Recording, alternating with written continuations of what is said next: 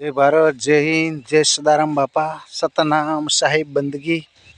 मित्रों, આપણે જગતમાં આયાસક આવશે ને એની વાત કરો. આવશે ને એ તો વાયદા છે, અને હાલ આયા છો એની વાત કરો. અત્યારે આપણે વિચાર કરો કે ભગવાનના નામ ઉપર આપણે થોડા ઘણું કામ કરશે ને સાહેબ, તો પ્રભુના સોપડે લખાઈ જશે. અને જે ગુરુ મહારાજે ભજન આપ્યું એ ભજન કરવાનું છે, ઘરે બેઠા કરવાનું છે. કોઈના તો જવાનું નથી, કોઈનો સહારો લેવાનો નથી, કોઈના કહેવાથી ભજન થાય એવું નથી.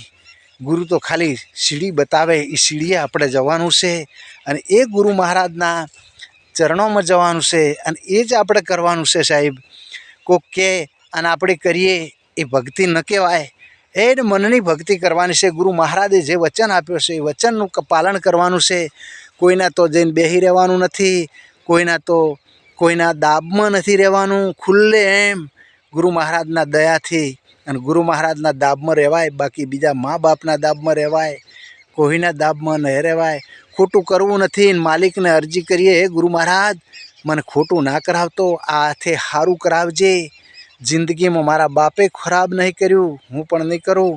એટલે ગુરુ મહારાજ, હે સદારામ બાપા, મને સારો માર્ગ બતાવજે. અને તારા આશરે બસ મારે એક જ, મને કાળી ટીલી કોઈ ના હાલે ને પ્રભુ, એવો રસ્તો બતાવજે.